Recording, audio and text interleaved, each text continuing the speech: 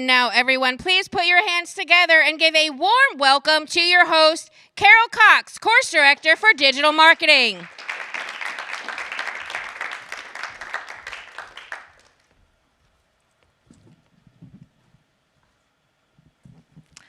Hello and welcome. I'm very excited for our panel discussion today about how to craft an amazing, not just a so-so or a good amazing business pitch, but an amazing one.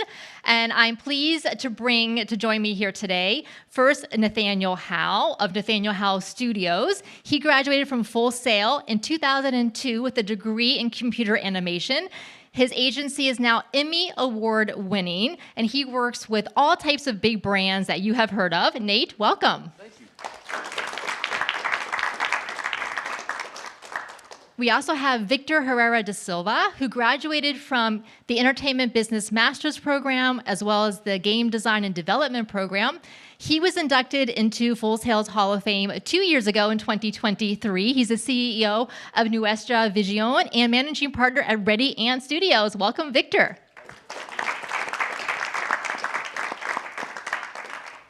What I love most about Hall of Fame Week is that we get the opportunity to talk to amazing graduates like Nate and Victor and really kind of dig into what has made them successful in their careers, from everything they learned here at Full Sail, what they took with them, and to what they're doing today. So let's talk about business pitches. I know that there's lots of different ways to pitch business, so I would like to start with you, Nate. What is a pitch that you remember first that went really well, and then we'll go to maybe one that you remember that didn't go quite the way that you would have liked? All right. Well, thanks. It's great to be here. You know, I love coming back to campus. First of all, it's just great to be around all you guys, and it reminds me of being here. You know, I think pitch-wise, recently, the Sphere in Las Vegas had opened up, and Paramount invited me to pitch. They wanted to get all their IP up on the Sphere for the inaugural Formula One race in Las Vegas. Las Vegas is a special town to me. I met my wife through the boxer Manny Pacquiao. Been to every one of his fights. I spent a lot of time in Las Vegas. And when this opportunity crossed my desk, all the guys that work for me, I told them, I was like, we have to win this. And they looked back, they're like, we have to win this. They're like, we need our animation on the Sphere during the first F1 race. And we were pitching against companies that were way bigger than ours.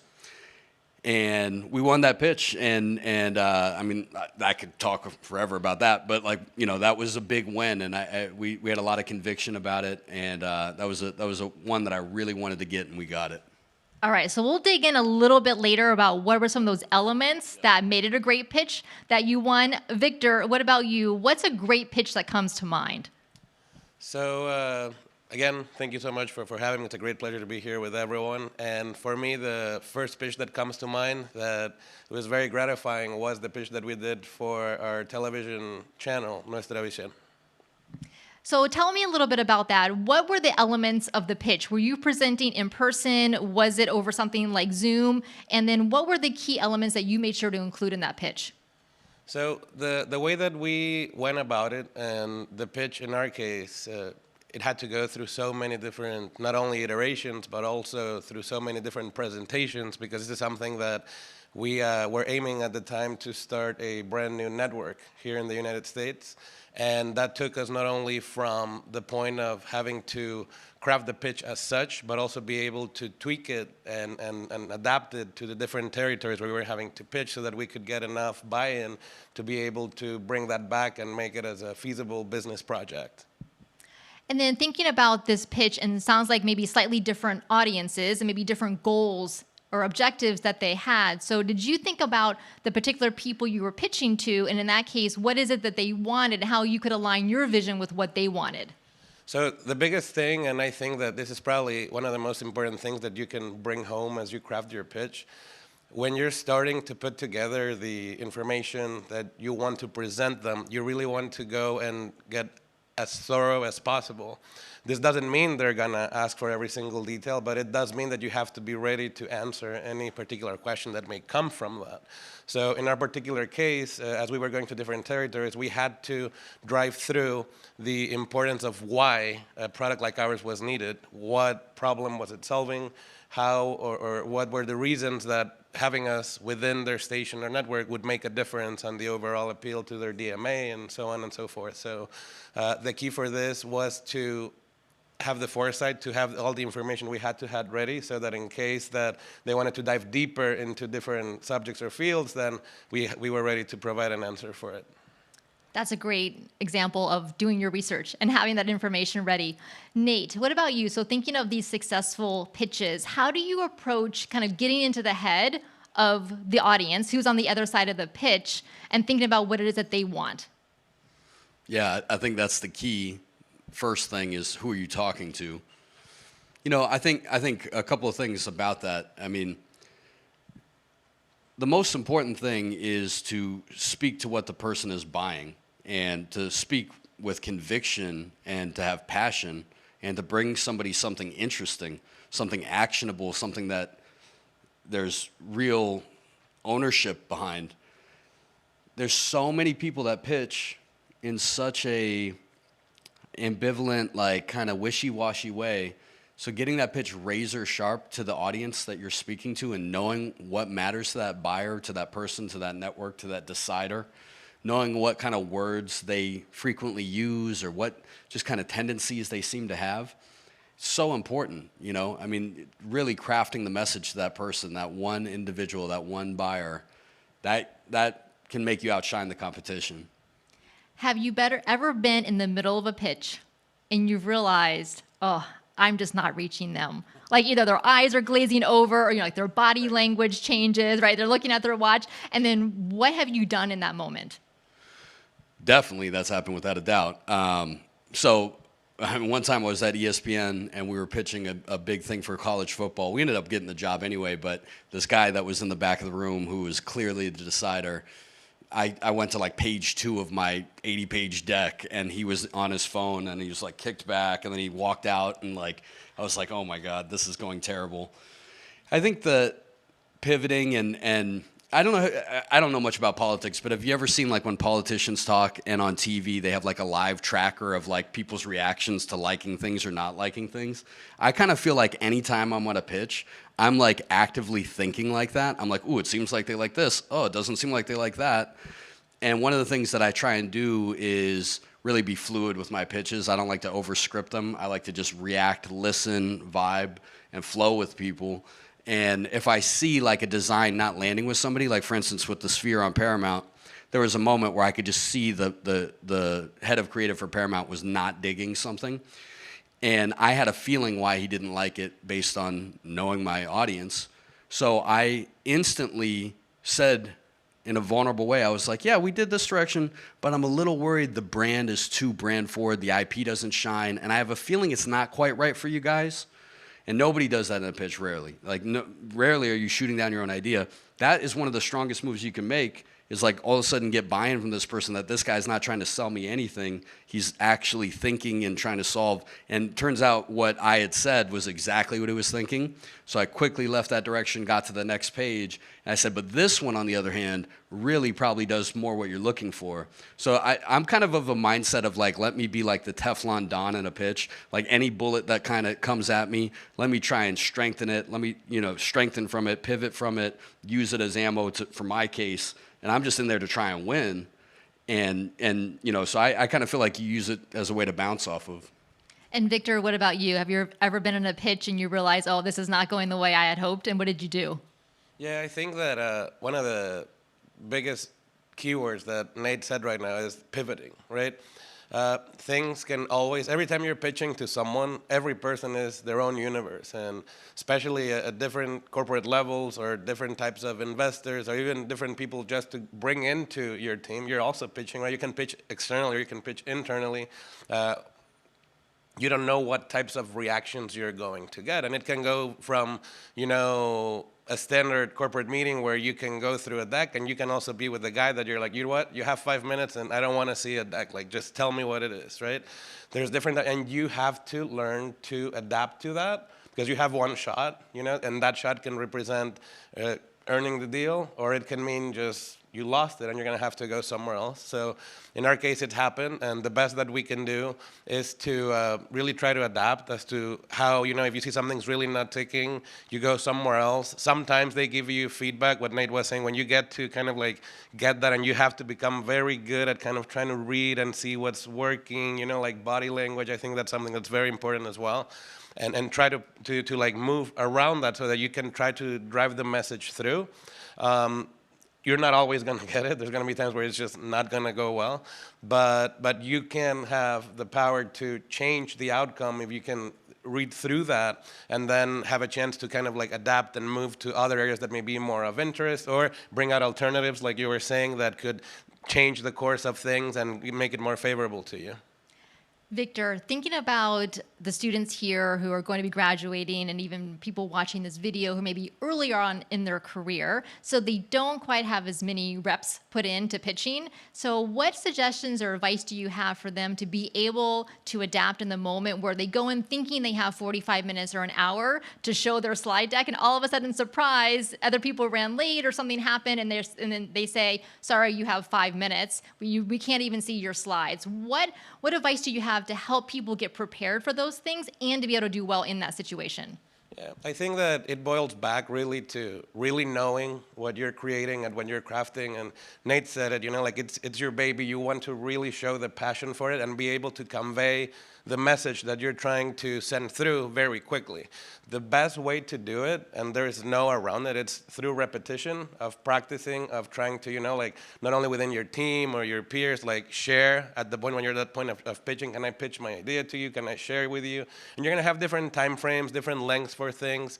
And again, the goal is that if you get to the point where you're sitting with someone who wants to learn more, who wants the whole thing, you can give it. You know all this information, and all that comes together through your business plan or how you craft it, where it has every single detail that you may need, from your executive summary down to your team, the finances, like all the nitty-gritty details that you may get to. You're probably not going to get to, especially at a first meeting, but you need to know it, because what you do not want is that you can be in a position where they ask you something and you're like, oh, we haven't thought about it. That can really throw things down, because it's going to look like you didn't do your homework and you don't know very well what you're trying to, sell to someone else.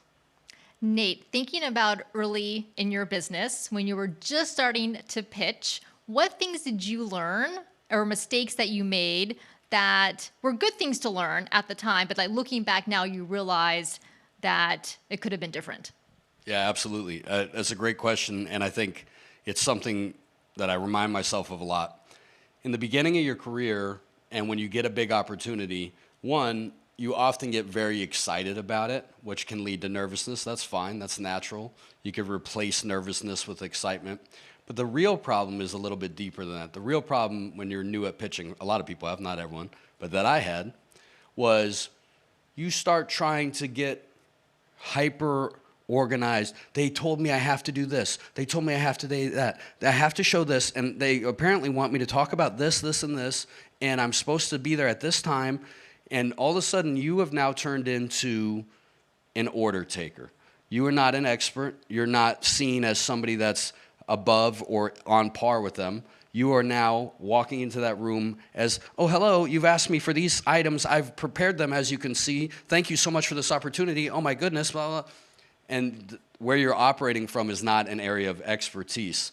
And that's not how you win pitches. That's not how you stand out. The way that you win pitches, the way that you absolutely win pitches, is by establishing yourself as the expert that is in demand, that is knowledgeable, that is coming there.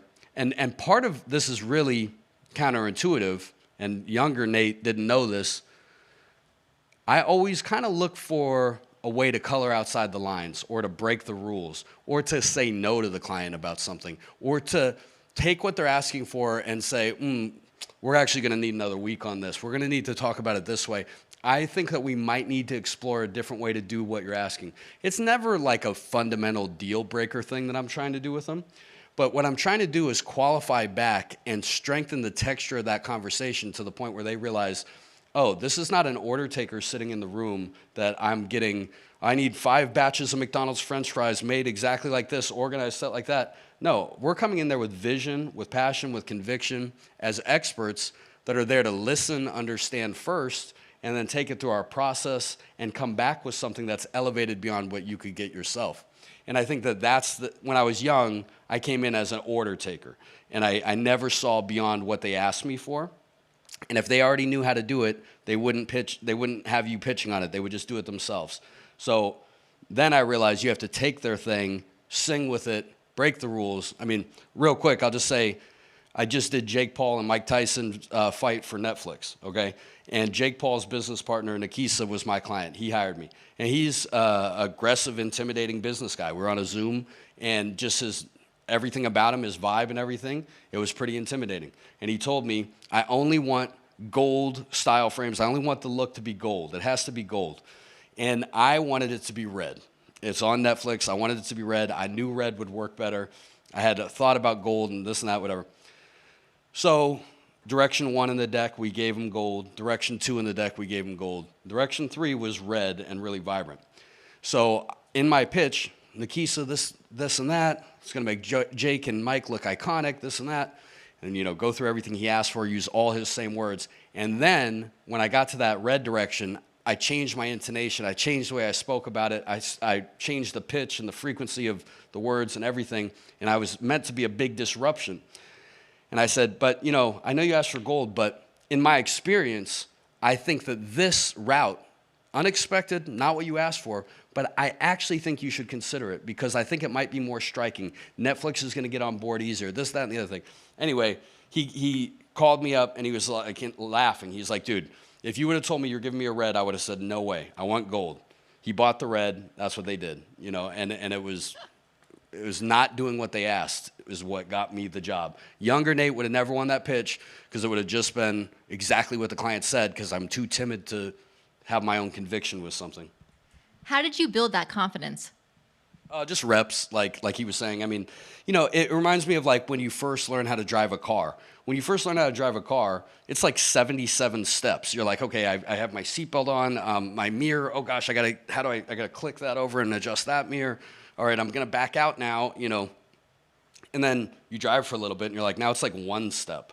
You're like, okay, I get in the car and I drove. And I think about pitching. I used to get so nervous about this and that.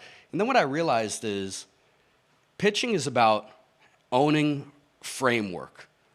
Here's how I view something with conviction, and if you allow me to be your partner on it, this is what I'm going to do. And I have one mission every pitch. So just like it used to be 50 million things in my mind, now it's one thing every pitch. What do I need to do to get this person who's deciding to feel in their gut and their heart that this is the person that needs to do this job because this guy's going to nail it? And that's always my mission. Now, if I'm on with some really heavy data-driven guy and I can't win him over with heart and vision and image-based conviction, then that's probably not my correct audience to land the plane with. So knowing my audience, know who I'm going to, but that's how I think it's just reps, All right, thank you. We'll definitely come back to this idea of heart and emotion. Before we do that, Victor, thinking about the key elements of a successful pitch, what are the things that you make sure always go into your pitches? So, interestingly, there's obviously the concept of your idea, right? What we were talking about before, your baby, how you're going to think the ins and outs of how it's going to work. You're very passionate about it, but to the people you're pitching to, I've come to realize, and it's something that's very well established, that one of the most important key factors that is going to take play into their decision-making process is, yes, the idea, but more than that is who's behind it. So who's your team? So as part of that, having your team and something that you're also proud, just as proud as the idea itself, because the team is the group of people that will drive an idea forward, is something that we always make sure that we are showcasing and making a big emphasis on, because that's the people who they know, which I think it goes a little bit in line to what Nate was saying earlier as to how you evolve through the period of time as you start talking with these clients and getting your pitches done, and then you also start seeing your capacities for things, and that many times it can happen that someone who's requesting a piece of work or something that you're pitching on, they don't quite know what the best could be. So also, as you start kind of building through that and showcasing the things that you have on the table, it creates great opportunities for you to show, like, yes, we are your best choice for this and this and that, and this is what we're trying to do, and we'll make it happen, which is one of the biggest things, because also, I mean, very often it can happen that you're sitting with people, especially in decision-making positions or in investment positions, that have been burned before. And that's what they're trying to avoid. And the way you do that is not only through the credibility that you can earn through making projects like the ones that Nate has worked on that are incredible, right? That they've left the mark. Now he can go back to his next group of people and look, we did this and it worked amazing. So all those things just enhance your ability to drive a message forward, right? It's kind of like a platform that you continue to build and grow, but it's always driven by the people, right? So I think that would be, for us, I think, is the people is such an important key component part of it. That's great. And Nate, thinking about when you're pitching, do you have a certain way that you like to open your pitches to grab the audience's attention? And then, so kind of take us through the narrative arc of a pitch, how you open and close. Okay, this is definitely so important. Right out of the gate, most meetings are boring. Most meetings suck, and most pitches suck, and most pitches are long and drawn out. And honestly, everyone's day is busy, and people are on Zoom all day long, and nobody wants to sit through a boring meeting. So, if you had a time chart of most meetings, it's so annoying the way most people do meetings and pitches. They have all this long buildup, and the whole, let's say, of an hour and a half together. For an hour straight, we're building up to one big grand thing, and now all of a sudden at the end, we tell you what we want. So I do the exact opposite of that. I want to start with like a blunt statement of conviction, passion, and what I believe. So I want to start there, and I want to flip it. This is what I want to do with you guys. This is how I see it. The other thing that I do every time is I try and repeat back.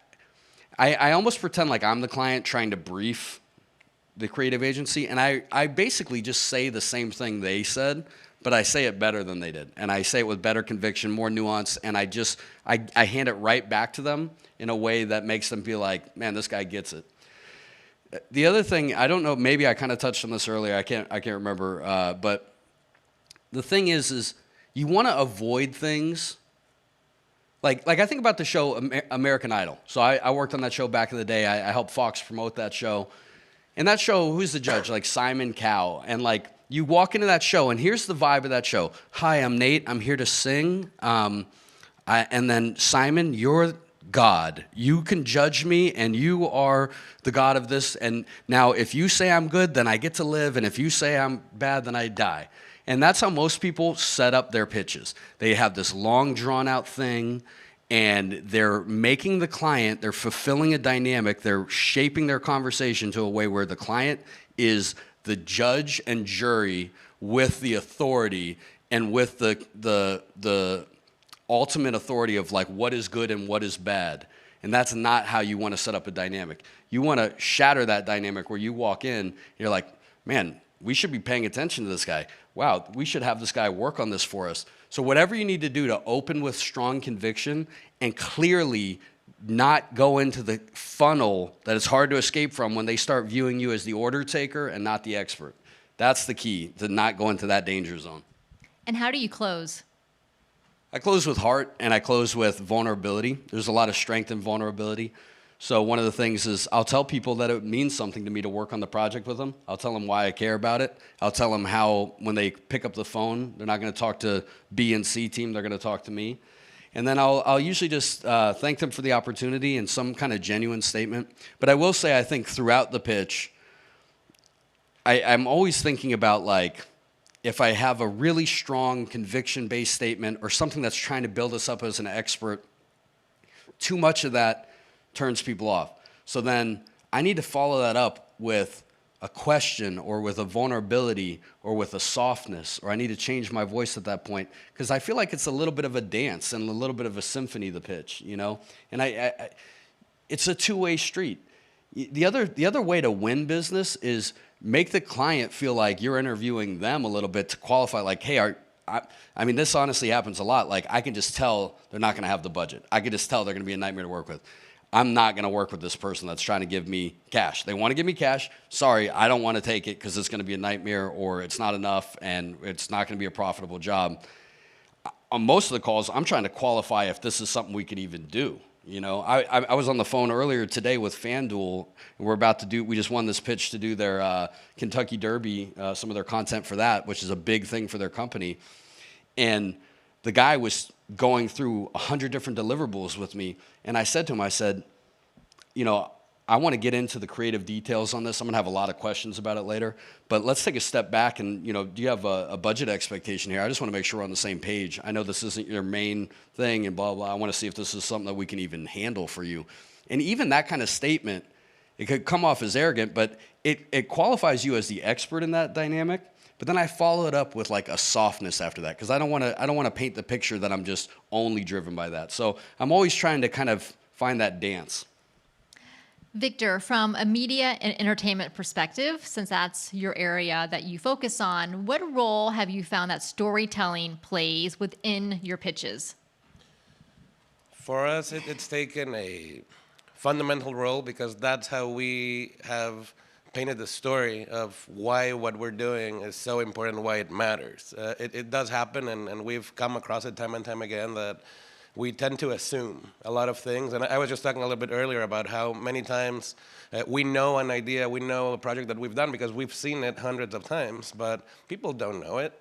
So it is our job to share it. But in the same fashion how Nate was saying that many times, you know, you are going to be seated with a person that's super technical, and all they care about is numbers or charts. More often than not, what you're going to have, though, is people that care about stories. And the way that you can convey and paint the picture of what you want and what you want to accomplish is through stories and through being able of speaking their language, which I think is another very, very important thing. There's no right mold or template to go and speak with someone. You could be with someone, as I was sharing before, that could be very impatient and very quickly, or there may be someone who may genuinely be annoyed to try to listen to a pitch. They don't want to see it, especially the higher up you go down the whole process, people get more and more impatient because they value their time. But these are also folks that as soon as they hear something and they say, let's go do it, that's it. No more. It's going to happen. Now you're going to go through the second process with their teams or whatever. But the key is that you just have to be ready. And the way to go to people's hearts is through stories. That's how we were all since the very early beginnings, is that that's how people can picture things and relate to them. They connect with things that they're living through, that they've maybe experiencing, and then it just opens up more what also Nate was saying, which is gaining their favor to something where they now see not only why they should do it, but why they should do it with you. Go please. I think it's so cool what you just said too about like when you have the highest up or very high up target and you have their ear, that is a moment to like, hold up, there's literally, we're walking through a gold field right now and I need to be careful.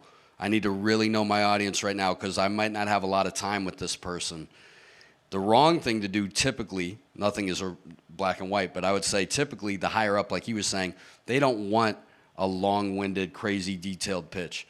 Every visionary leader, chief marketing officer, CEO that I've ever pitched to and won with, they want simple ideas that are big, like simple concepts that are big ideas that have vision, heart in their backbone, and they're not actually as concerned with the day-to-day details of how it's actually going to play out. But if you can win them over emotionally and heart-wise for their brand and how it makes people feel, then everything is easy after that point. We have a major S&P 500 company that I've been fortunate enough to start to do a lot of business with, and it was because their chief marketing officer, I had one statement that aligned with her core heart belief about that brand. Everything has been easy with this client because everybody I'm dealing with knows that that leader likes me and knows that I get it, so everything has just been flowing. Nate, you mentioned emotion, you mentioned heart a few times. How do you put that into a pitch? So you talked about how aligning it with their mission.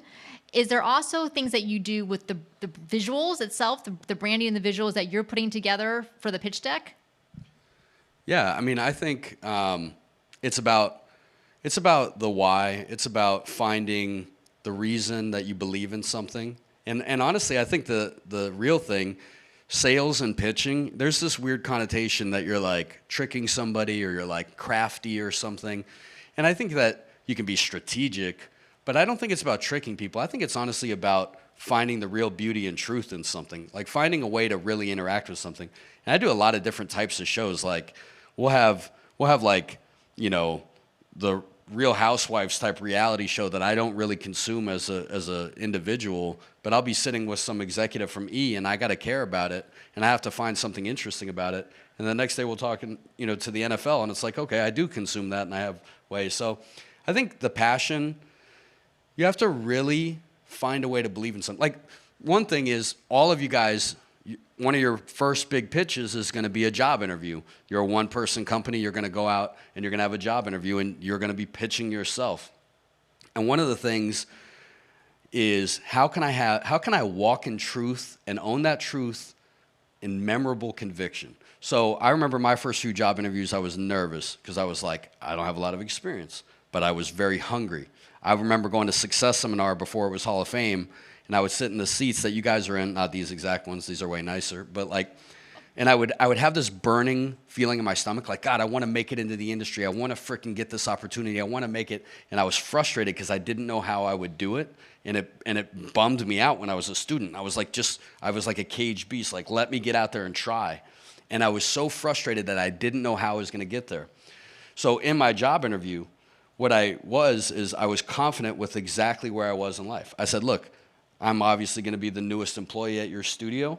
Let me tell you a couple things. I live and breathe this stuff. I love it. I've read all about your company. I love this project you did. I'm here. I'm going to bring new ideas, but I'm also going to listen. I'm here to be a self-starter. If I see a problem, I'm going to try and fix it. I'm going to be the biggest team player you've ever had. Give me an opportunity to get my foot in the door with you guys. And that pitch is a little bit different than being the expert, because you're not the expert.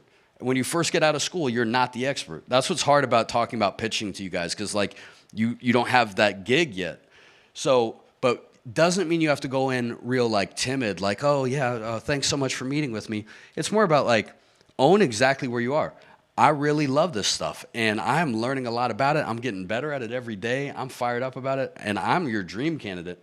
And the last thing I'll say is on that front is one person asked me this question once. They said, Nate, what does it look like for the guy or girl who gets this job who goes above and beyond? What do they look like to you? And I was like, the fact that they asked me that question instantly is like, do I even need to answer it? You're hired. Like, it just showed the spirit that kid had.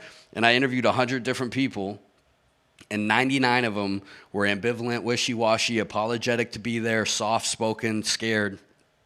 This kid was like, hey, I still have a lot to learn. What does a top performer at my level look like here? How do I do that? And I was like, his mindset can't be taught. It's just in his blood. Get him on the team.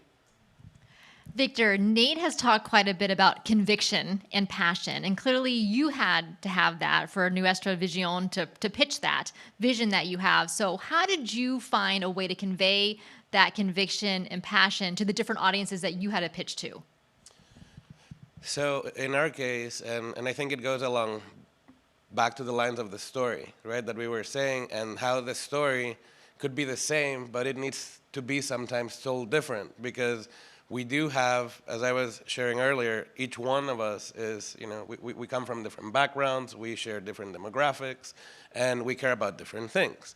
So the way as to how you can convey that and try to make people understand the need of why what you're doing is something that is good, it has to be adapted to what their interests are. It's going back to that speaking the language, which can change as well when you're talking about different organizations, and demonstrating that you not only know what you are trying to do, but you also know what their interests are, and you also understand, you know, what their values are and what their culture is and how it aligns and comes together and how there will be a greater good through it. So particularly for the network, for example, we had two sides of the story as to how we came to craft it, and it was a challenging process. We started from scratch, and it was something where we had two sides to it. One you have is the consumer side of things, of people who are living here in the United States, and then the stations that serve those demographics. And on the other side, you have as well everything surrounding the content producers and the content, packages that we need to bring through the channel so that we can have a channel that would be operating and then putting all the pieces together so you can have two different areas for buy-in so that you can have a working flow of things. And then that's the first part. Once we got to that part where we had the channel going, now you have this other secondary mission to actually make it a full functioning business of like, now you need to go to businesses and say like, look, now we have this product which will help you reach these folks so that you want to advertise through us because of this. So it really never ends, and it always evolves too, because it also happens that as you go out and this goes, I think it applies to everything, not only through something as singular as applying for a particular job or starting your own company, but things evolve and things change, and through that you learn through a lot of that feedback that you get, and then you change things. Like organizations are living, they change, probably your company day one is not the same that you have today and how you guys do business and do your things, and it's the same with everything. We've changed a lot of things, then you realize that maybe you need to have new things. For example, for us, we started primarily doing over-the-air broadcast, but very quickly we came to realize the importance of having also digital streaming. So that wasn't necessarily a part of that first model, but now it was, and now that's another whole world that you have to kind of bring in. But this applies to everything. Every single business adapts, grows to serve a market that also has evolving needs, has evolving things that need to be served to, and you're always just trying to do your best so that you can be meeting those needs, because if you don't meet them, someone else will meet them, right? There's always that conception where we think that people come to us, but it's not the case. Today we live in a world where there's just so much, not only competition, but also offering, where audiences, and audiences can mean many things. Audiences can mean an employer, and audiences can mean just like a customer or a client. They have to be reached at. It's not the other way around anymore. This happens the same with content. Today when we bring content or produce content or create content, it's tailor-made for a specific audience that is speaking to that particular segment, so that it's being served really well. It's not like before where people would come and seek you. It can happen with maybe some really big, properties, but in general, it's not the case. I think that in many ways, the more that you can serve and understand and drive that through, the more you're gonna be getting buy-in in any different number of ways.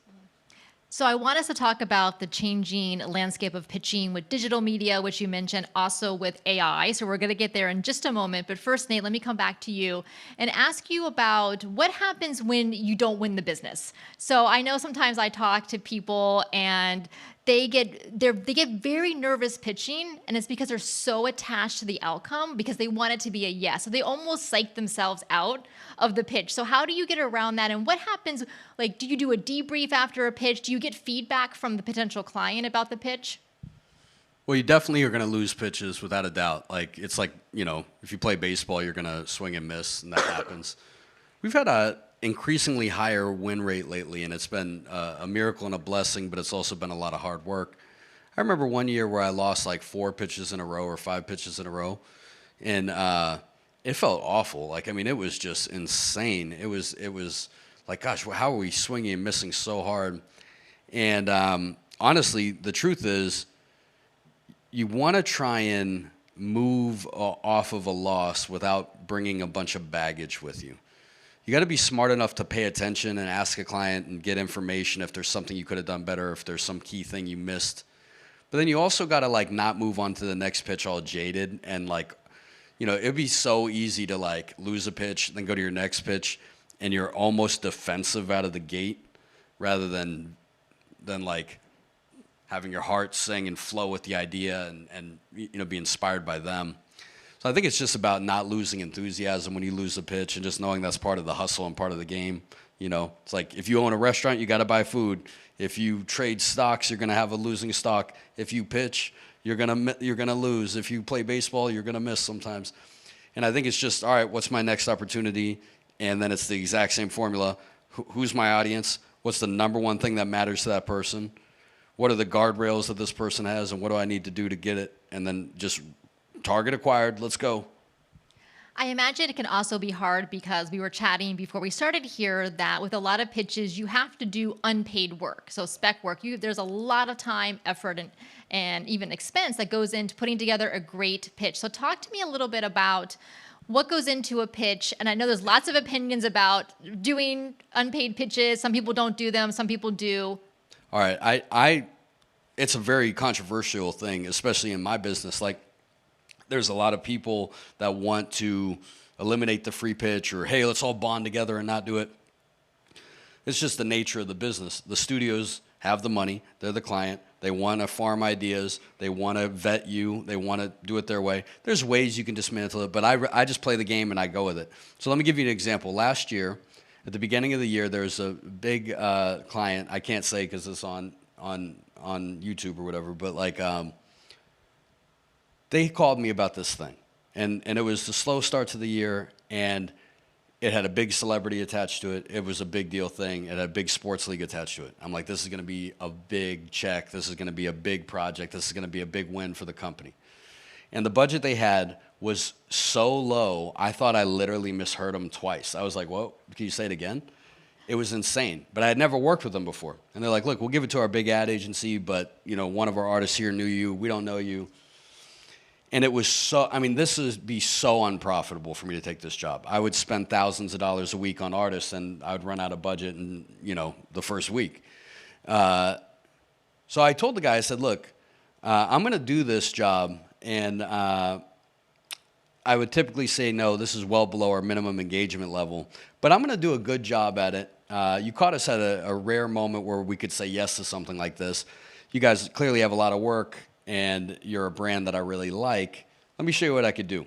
Now, that would set off, for most people, like red flag alarm bells, like they're just using me. They're using me. Oh my God, it's free work. I was told on the internet to rally against free work. I was just like, look, there's actually value in the fact that somebody so high up at this brand has my phone number and is talking to me. So yeah, they might use me for the free work on this thing, but let me just invest in it and see what I can do. So I did it. And I got like a freaking standing ovation from this team. They're like, this is insane. Like, what in the hell? Like, and we crushed it. We did a good job.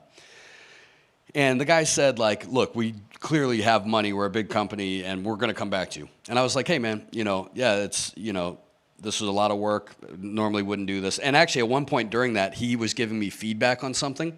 And I interrupted him on a call with like 20 people. And I was like, look, excuse me, I just want to remind you, this is way below our minimum engagement level. I'm not taking this into round 2.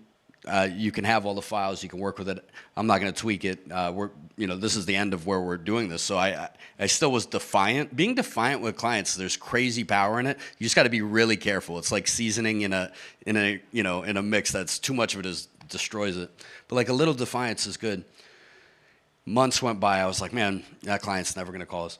And then they gave us like a $5 million job, like after that, later that year. And it was like such a win for the company. It was such a miracle for the company. It was like so many things of beauty came out of that. I got to hire people. I got to engage with people. I got to create jobs for other people and do things. And honestly, I pitched it.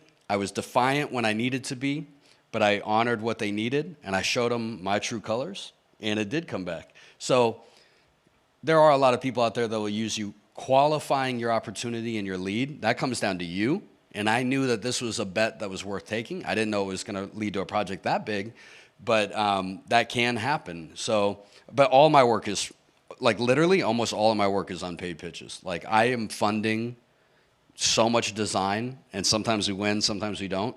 But I love design. So like my artists that work for me, if I pay for something and they didn't like it, I'm like, I don't care, man. That looked beautiful. You did a great job on that. Like I'm into this stuff. So I don't mind it, but it's part of the game for me.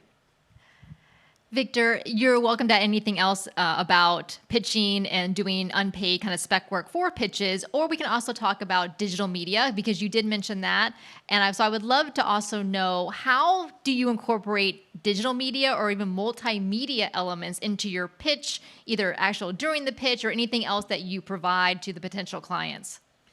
So for us, I think that the digital media side is so important because it allows you to convey the message visually in many ways as well, love comes through the eyes, you know, so having something that's very visually good and compelling, and the more you can add to it through multimedia, the better. For us, for example, when we're trying to convey a message or something that we're trying to have like some form of opener, video works wonders if you can do it right and, you know, try to share that story that we were talking about before. Going back to what Nate was saying, I think that particularly in cases where this is going to be an investment on your end to try to pursue a particular project or thing, you have to be very picky, like very picky on choosing and not doing it all the time, but only on cases where you know that you're going to be taking on that task with the hopes of landing something. Now, at the same time, for example, for things that don't work out, those are also things that didn't just get wasted. Now you have something too that you can use as a reference for next time that you want to show something or your capabilities of the things that you can do.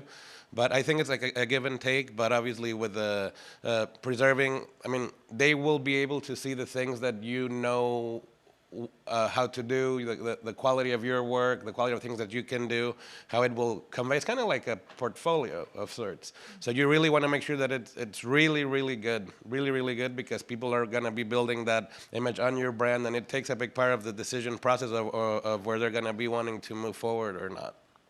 All right, I have one more question for the two of you before we go to the audience. Let's talk about artificial intelligence and AI. Obviously, there's lots of tools out there, everything from ChatGPT to things like Sora for video, Suno for music generation, image generators, and so on. So I'm sure you're thinking about it for your agencies itself and the work that you do, so we can chat about that, but also for the pitches. Have you used AI in any way when you're thinking about putting together your pitch decks?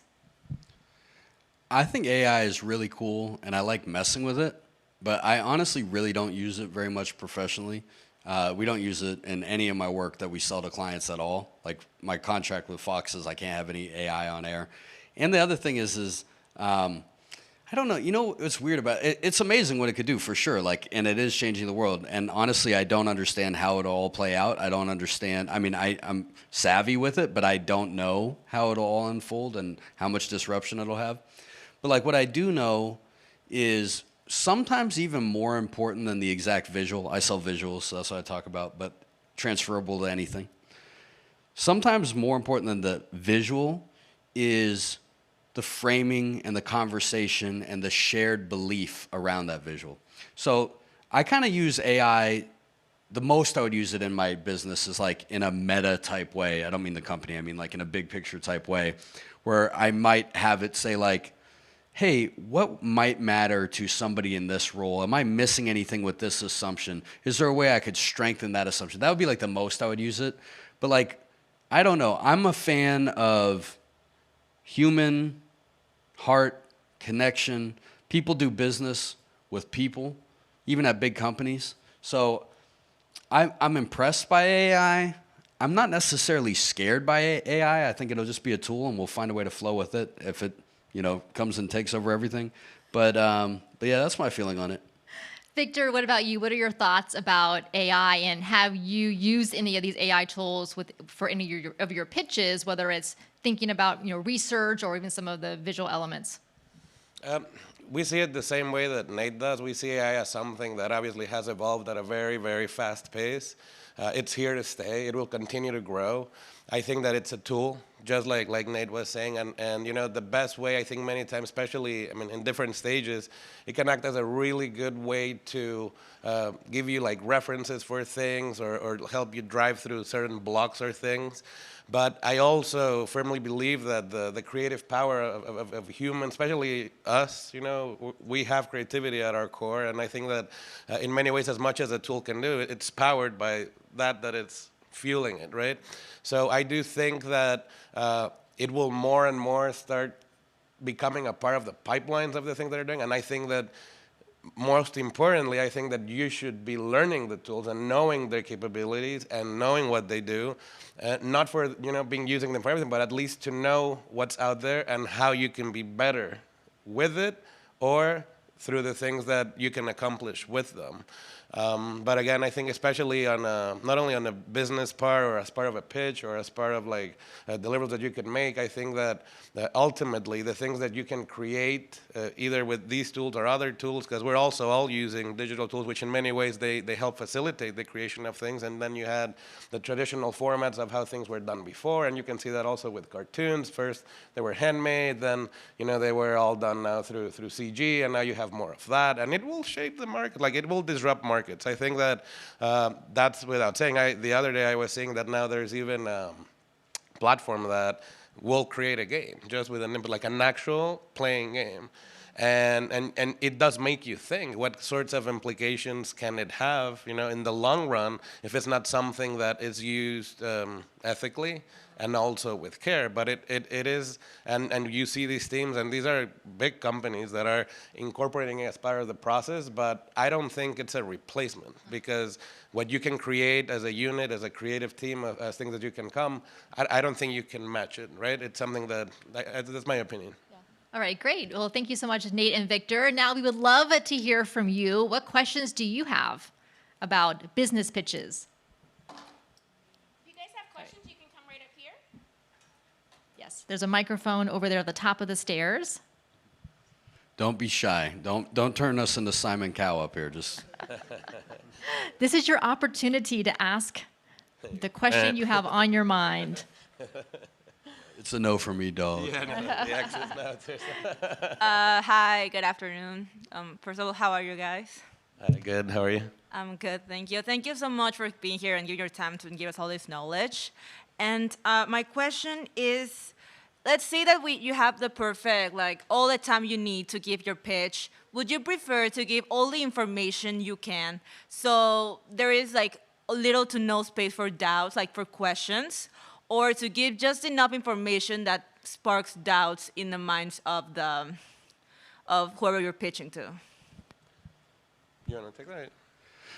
I think that allowing room for doubt is so important to strengthen shared belief, because you can't just steamroll somebody with information and then, like, if they're a professional in any setting, they're not going to have some thought or counter something. So you have to leave room for them to react and to have a problem with something. And honestly, sometimes somebody not being sure about something is the fastest way to get shared belief together, because you can solve that and you can talk through it.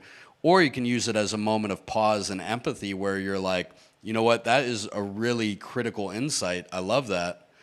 I want to take that into account with my team and talk about it. Off the cuff, I have this loose thought, but give me a little time to think about this more, and then show that, you have a process for it. So you can't just, a pitch isn't normally just like a one-way, I'm driving the entire way, start to finish, and now it's over, and we've won the job, and now you have nothing to say.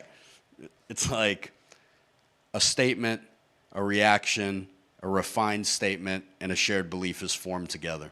It's beautiful. It's like the scene in Ghost where they make pottery. Victor, what about you? I think just like what he said, I think that, also most importantly, like, people just can only really retain so much as you're trying to go through. So I think just adding more and more to it, you're going to get lost in your thought. They're going to get lost. It's just enough that you can drive through your message and what you're trying to give. And then from then on, let it kind of guide you based on any questions they may have, but be ready to answer those if they come.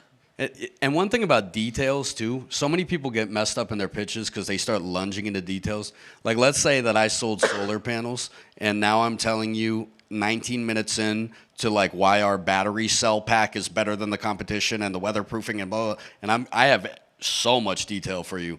The only problem is you don't even want solar panels. So now we're 17 minutes into me just bombarding you with information about our battery cell technology, and you don't even care. You're like, so I think making sure that you connect first on the big thing before you lunge into details is more important.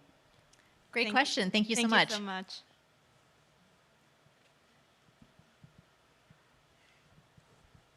Hey, how are you guys doing?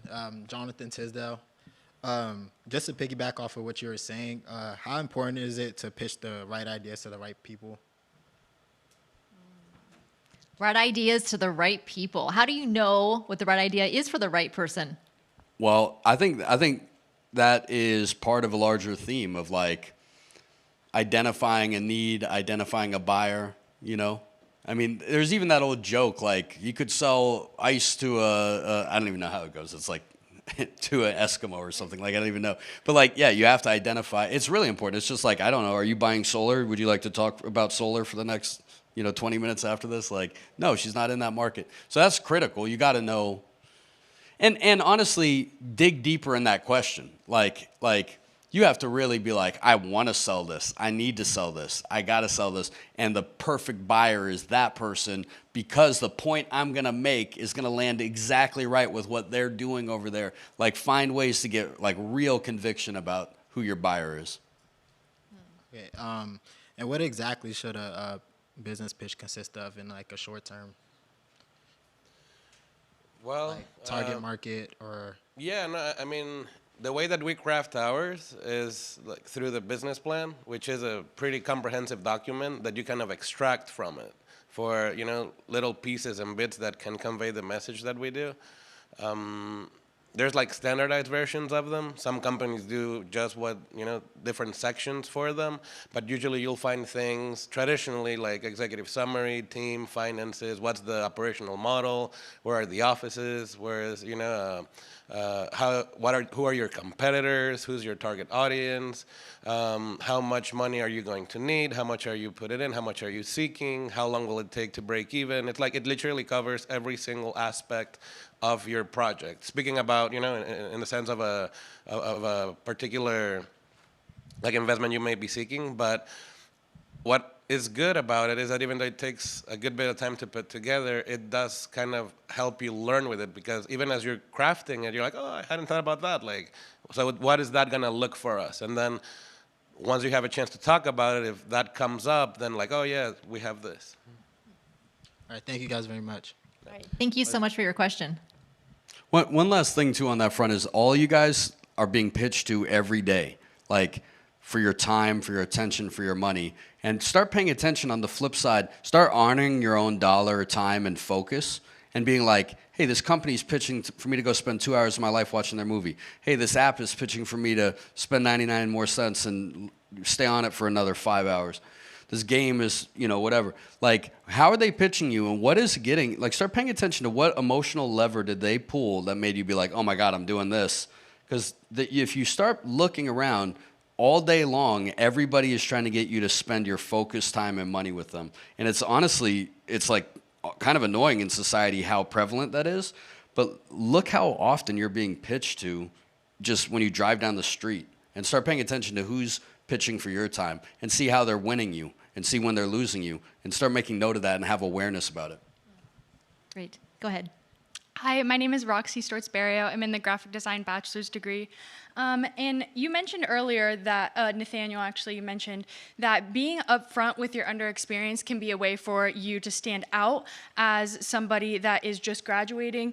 But I found through peers just presenting their projects in class and things that it seems sometimes if you're a little too upfront with hypothetical, like all the things we're making in our portfolios currently are passion projects. So it can be a little self-deprecating if you're like over-explaining. So how do you avoid that and while still conveying your passion? Yeah, that's a great question, and it's right at the heart of what really matters. It's not about, it's like too much seasoning in an ingredient, like a tiny bit of it goes a long way. And when I give that advice, it's usually to kids that are so nervous about their job interview or sharing their portfolio that they're like apologetic about it, which I see a lot. We're like, I'm so sorry I know you're busy. And it's like, so it's more just about being confident. Like, hey, I just graduated. I'm really into this stuff. So, I mean, in my mind, you're already over it in a second. You're just acknowledging, I just graduated. I'm here to apply for this, and I'm excited about it. But yeah, you want to be your own best friend in the trenches and highlight what is great that you do, Mm-hmm. Does that answer your question? Well, yeah, in a way. Mostly just the fact that all of the things when you graduate are going to be hypothetical. Like, most of them. I mean, sometimes they're based off of real companies, but a lot of times it's like truly just your passion. It's just an idea that you made from the ground up. So it's sometimes hard to, get the point across without over explaining. So. I got you. So it's more about like it's spec work that's like just fictional and you know, Exactly. why would somebody care? Well, then you have to talk about the technique and what matters. You know, you're selling your design ability and you're like, hey, you know, we had a brief. I worked on this. This is the way I problem solved on it. I had some low, you know, one of the best ways to convince somebody that you're a good graphic designer who is buying graphic design at a studio, be like, look, there was a lot of challenges with this project, and here's a few things that I overcame. The low-hanging fruit design idea kept trying to grab me, but I knew I had to push and get something more impactful. So we started here, but we kept evolving it, and we arrived here, and I'm really proud of how this has developed. Now, all of a sudden, I don't care if it's for some fake soda company or whatever, because I've heard about your interaction with creative brief, with challenges along the way, and how you adapted and flowed and got the visual win, and that's all I care about. All right, wonderful. Thank you so much. All right, thank you all so much for spending this time with us. Thank you, Nate and Victor, for sharing your expertise and your advice on how to create an amazing business pitch. So to everyone watching here, go out and do your pitches. Thanks so much. Thank you. Thank you. Thank you. Thank you.